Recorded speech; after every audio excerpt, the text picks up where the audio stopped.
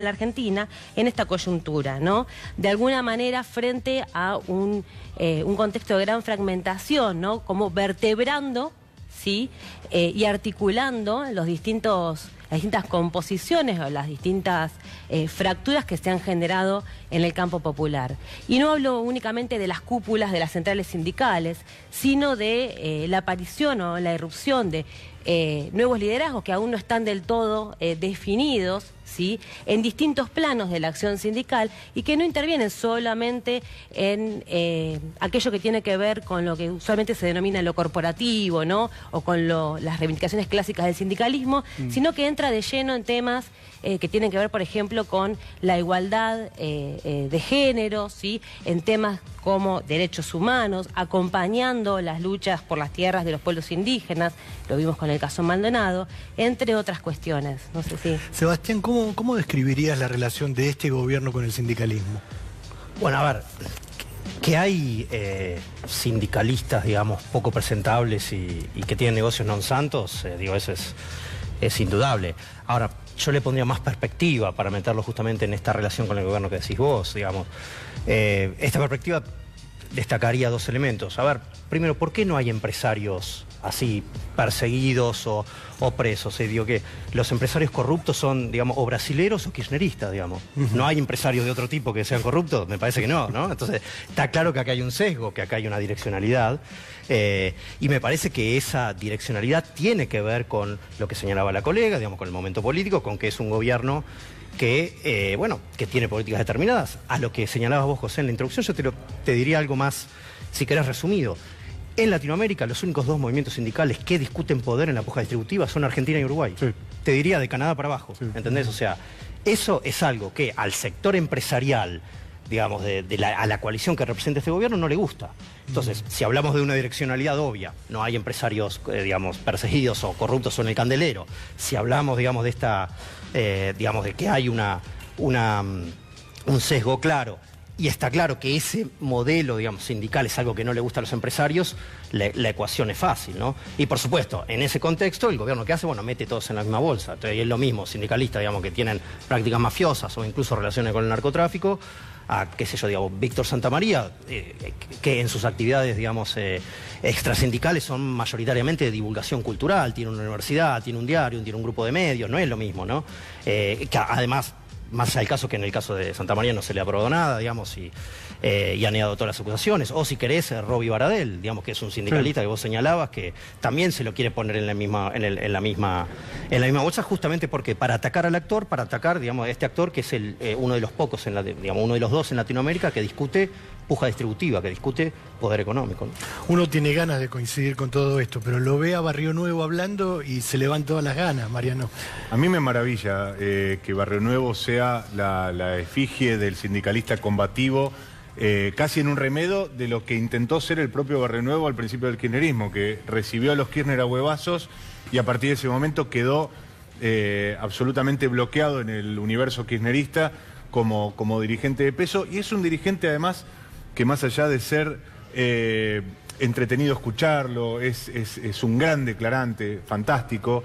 Es un dirigente que objetivamente mueve muy poco en términos de volumen sindical. Es un tipo que tiene mucho más peso político, mucho más inserción en lo político partidario, e incluso con una esposa que es, a mi juicio, brillante como política, que es Graciela Camaño, muy superior a él en muchos aspectos, pero que se vende como un dirigente que pareciera ser mucho más de lo que realmente es.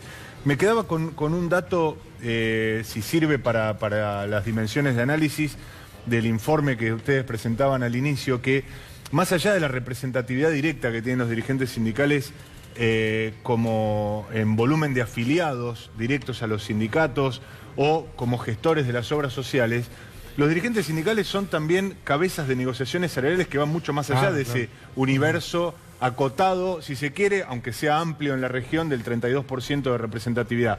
Son los tipos, Sebastián seguramente tiene los números mucho más finos, son los tipos que negocian por, ¿cuánto? 10 millones de trabajadores aproximadamente, sí, que están en el sector formal de la economía, e indirectamente fijan pauta también para el universo de los trabajadores no registrados. Es decir, ahí me parece que hoy está la clave de una situación ambivalente entre el gobierno y los sindicatos. Por un lado, se complace el gobierno en ver a estos dirigentes acorralados por la justicia o por las investigaciones de los organismos estatales, pero al mismo tiempo los necesita para sentarlos en esta mesa de negociación y encarrilar una paritaria con un tope ya declarado, como nunca había pasado antes.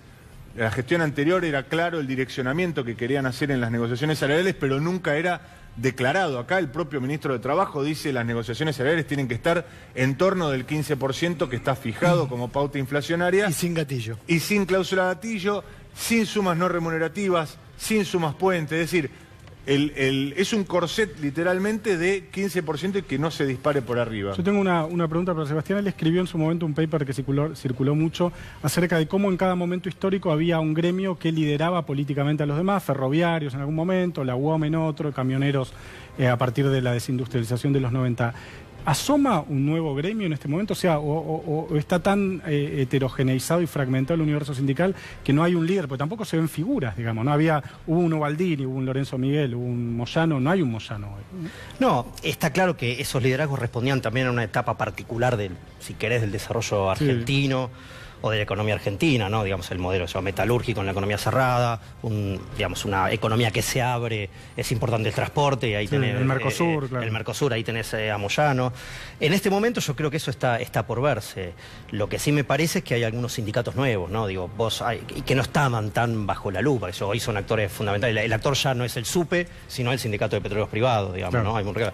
El actor, eso es, hay un actor clave que es aceitero, y Mariano esto lo sabe, digamos, te pueden parar toda la cuenca del... que negocie una paritaria extraordinaria. Y que negocie una paritaria y te pueden parar la cuenca del Paraná, más allá de la cantidad de afiliados que tenga, ¿no? Y los bancarios, ¿no? Y después los tradicionales de servicio. Me parece que en eso... Lo que sí me parece que hay también es que a veces tenemos una visión muy porteño-céntrica y que le damos poca importancia, por ejemplo, a lo que es el sindicalismo del interior.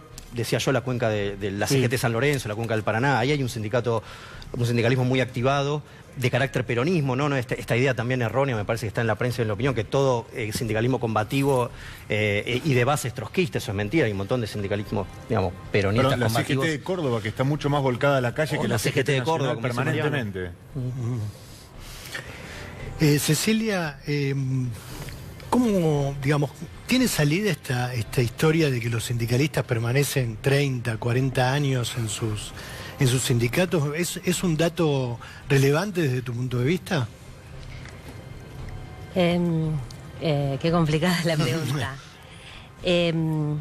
Suele haber bastante prejuicios sobre el tiempo, ¿sí? O la perdurabilidad de ciertos liderazgos, en algunos casos de manera forzada o por prácticas antidemocráticas. Esto no es un fenómeno del sindicalismo.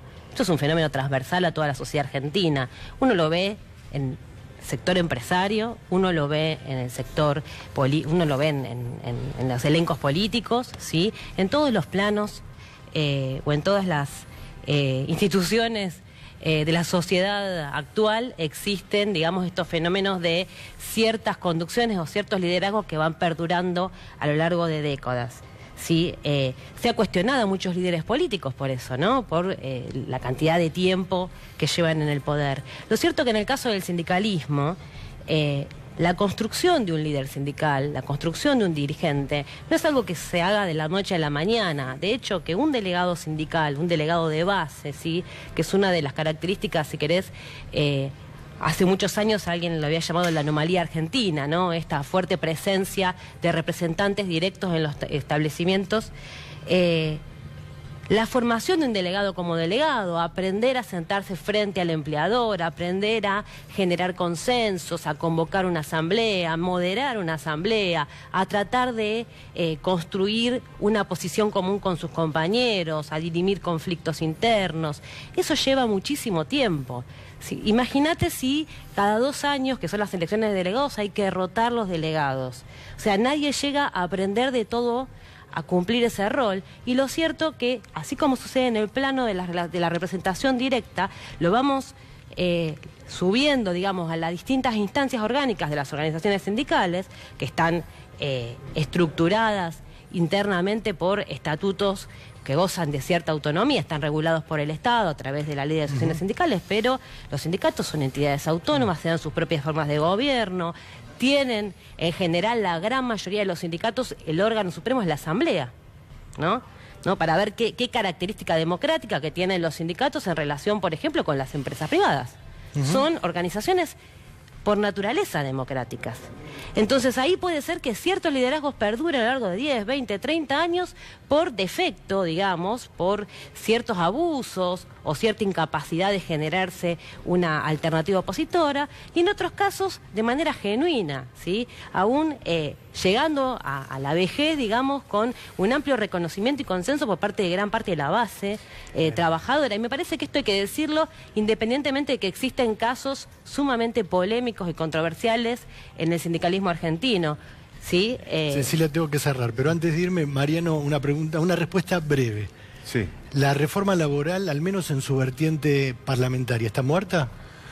La reforma laboral, yo creo que desde la perspectiva del intento del gobierno está, te diría, frisada, está criogenizada. Están buscando el momento en que van a poder colarlo aprovechando la debilidad relativa que pueda tener o bien el sindicalismo agobiado por las causas judiciales o por estas investigaciones, o bien el PJ que sumido en sus propias contradicciones le abra esa ventana al gobierno y le permita negociar este tipo de reforma laboral. Si tenés un segundito más, quería aportar una mirada quizá un poquito más sombría, muy brevemente, de lo que decía Cecilia, que me parece que muchas veces se sobreestima lamentablemente esta idea de la renovación sindical y que van a venir las bases. Se habla mucho de las bases cuando las bases en realidad son muchas veces informes y no tienen un cauce, y muchas veces también se sobreestima, lamentablemente a mi juicio, el activismo de izquierda como una amenaza para los sindicatos. La verdad es que la historia marca que los cambios en los sindicatos argentinos se han dado o por cuestiones cronológicas, por la muerte de los dirigentes sindicales, y en muchos casos por los encarcelamientos. Ese ha sido los grandes factores de renovación y no los cambios electorales. Digo, una cosa chiquita, la democratización me parece que sí tiene que estar en agenda elementos que aporten. Por ejemplo, control independiente de los padrones.